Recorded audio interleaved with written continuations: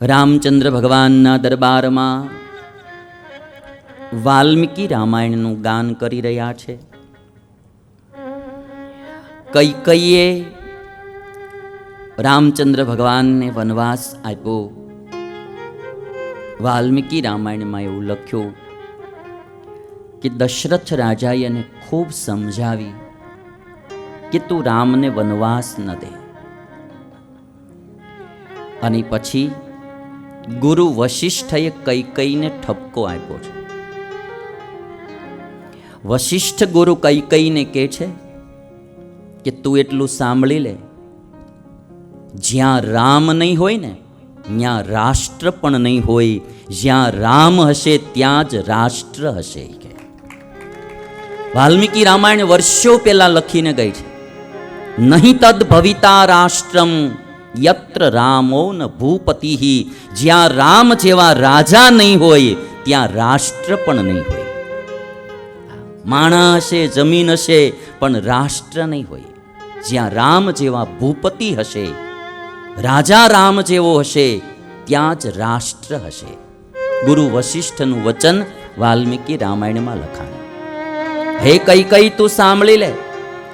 નહીં તદ ભવિતા રાષ્ટ્રમ યત્ર રામો ન ભૂપતિ. તદ્વનમ ભવિતા રાષ્ટ્રમ. ઈ વન રાષ્ટ્ર હશે યત્ર રામો નિવત્સ્યતિ. જ્યાં રામ નિવાસ કરશે ઈ વન પણ રાષ્ટ્ર હશે. અને જ્યાં રામ નહીં હોય ત્યાં ઈ અયોધ્યા પણ રાષ્ટ્ર નહીં હોય. એક વ્યક્તિત્વ હોય છે, એ વ્યક્તિને આધારે આખા દેશની ક્રેડિટ થતી હોય છે, આખું રાષ્ટ્ર સુખી થતું હોય છે. અને એ છે રાજા, દેશનો રાજા. દેશનો રાજા પ્રામાણિક હોય, દેશનો રાજા સત્વવાન હોય, દેશનો રાજા વીર્યવાન હોય, દેશનો રાજા ગુણવાન હોય, તો એ દેશની કીર્તિ અજર અમર બનતી હોય છે. આપણા શાસ્ત્રો તો એ પણ કહીને ગયા કે જ્યાંનો રાજા નપુંસક હોય ને એ રાજમાં રહેવું પણ નહીં. રાજા મજબૂત હોવો જોઈએ, રાજા સશક્ત હોવો જોઈએ. ગુરુ વશિષ્ઠએ આ વાત કીધી છે. અને આજ હું મલાવ તલાવ ગયો તો દર્શન કરવા. સિદ્ધરાજ જયસિંહની માતા મિનળ દેવીએ બનાવેલું આ તળાવ, મેં એવું સાંભળ્યું છે કે સોમનાથની યાત્રાએ ગયેલા મિનળ દેવી, આ દેશના રાજાઓ કેવા હતા, આ દેશની રાણીઓ કેવી હતી. આજે અમારે માનનીય શિક્ષણ મંત્રીજી આવ્યા છે ગુજરાત રાજ્યના, ભૂપેન્દ્રસિંહજી ચુડાસમા. આપણા ઇતિહાસોને લોકોએ બહુ બદલી નાખ્યા છે. નકરા પાશ્ચાત્ય લોકોના જ ઇતિહાસો છોકરાઓને ભણાવ્યા છે. આ દેશ એ પ્રભુ ભક્તોનો દેશ છે, આ રાષ્ટ્ર ભક્તોનો દેશ છે, આ શૂરવીરોનો દેશ છે, આ સતી નારીઓનો દેશ છે. આપણા દેશની થયેલી સતી નારીઓના ઇતિહાસો આપણા છોકરાઓને ભણાવવા જોઈએ. આપણા દેશમાં થયેલા શૂરવીરોના ઇતિહાસો છોકરાઓને ભણાવવા જોઈએ. એને ગૌરવ થાય કે અમારી ભારત ભૂમિમાં રત્નો કેવા પાક્યા. એ મિનળ દેવી સોમનાથની યાત્રા કરી આવે, રસ્તામાં યાત્રાળુ મળ્યા. બહુ જાજો ટેક્સ કર લેવામાં આવતો યાત્રાધામનો. બધાએ કાકલુદી કરીને વાત કરી. મિનળ દેવીએ પોતાના પુત્ર જયસિંહને કહ્યું કે તું આ કર માફ કરી દે, યાત્રામાં કર ના હોવો જોઈએ. કર માફ કરાયો. અને ધોળકા આવ્યા મિનળ દેવી. 1100, આ લગભગ આ 1100ની સેન્ચુરી, 11મી સદીની વાત. અને ધોળકામાં લોકોને પાણી પીવાનો બહુ પ્રોબ્લેમ હતો, પાણી મળતું નહોતું. અને તે દિવસે મિનળ દેવીએ આ મલાવ તળાવ બનાવ્યું, એમ ઇતિહાસ કહે છે. આજ તો મારે તો એટલું કહેવું કે આવા સારા સરોવર, અમારે સાહેબે હમણાં વાત કરીને, મંત્રી સાહેબે, કે ભાઈ તમે આપણે ભારત દેશમાં નદીઓને માં કહીએ છીએ, પણ એટલી જ પાછી નદીઓને ગંદી બનાવીએ છીએ. અમેરિકાવાળા એ કોઈ નદીને માં નથી કહેતા, પણ એ માની જેમ નદીને સ્વચ્છ રાખે છે. આપણા તળાવો, આપણી નદીઓ, એને આપણે ગંદા કર્યા કરીએ છીએ. પાણી સેવિંગની વાત કરી. વર્ષો પહેલાં આ ભારતની ભૂમિ, ગુજરાતની ભૂમિ પાણીથી ભરેલી હતી. આજ દિન પ્રતિદિન પાણી એટલું બધું અછત થવા લાગી, પીવાના પણ ફાંફા પડવા માંડ્યા. ભવિષ્યમાં ઓક્સિજન પણ ઘટવાનો, જોજો ને ધ્યાન નહીં રાખીએ તો.